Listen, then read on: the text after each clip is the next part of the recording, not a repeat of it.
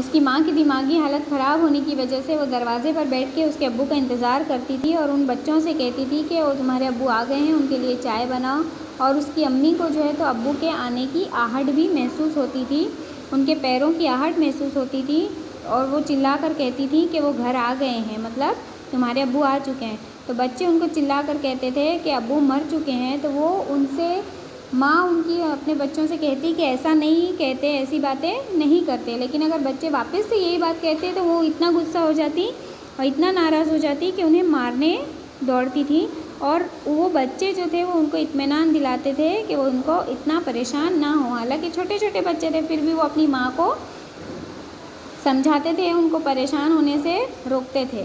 Doctor ہم سے کہتے تھے کہ انہیں خوش رکھا کرو، لیکن ان کی حالت دیکھ کر روئے بغیر رہنا مشکل ہوتا تھا۔ ان کی ایسی حالت تھی کہ ہم بنا روئے نہیں رہ سکتے تھے، جبکہ ڈاکٹر کا کہنا تھا کہ آپ ان کو خوش رکھو۔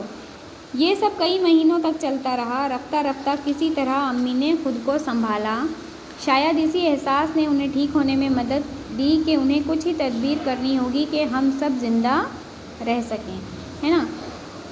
اس کی امی نے دھیرے دھیرے اپنے آپ کو سنبھالا، اور وہ اس لیے کہ ان کو شاید اس بات کا احساس ہو گیا تھا کہ اب ان کو ہی اپنے بچوں کے لیے کچھ کام کاج وغیرہ کرنا پڑے گا، کچھ تدبیر کرنی پڑے گی تاکہ وہ سب زندہ رہ سکیں، ہے نا۔ ابو تو تھے نہیں جو کما کے لاتے اور بچوں کا پیٹ پالتے، اب امی ہی تھی، تو امی کو ہی کچھ کرنا تھا اپنے بچوں کے لیے، اسی لیے انہوں نے دھیرے دھیرے اپنے آپ کو سنبھال لیا۔ میرے ابو کی ایک دکان تھی، کسی نے سمجھا بجھا کر وہ دکان 500 روپے میں بکوا دی۔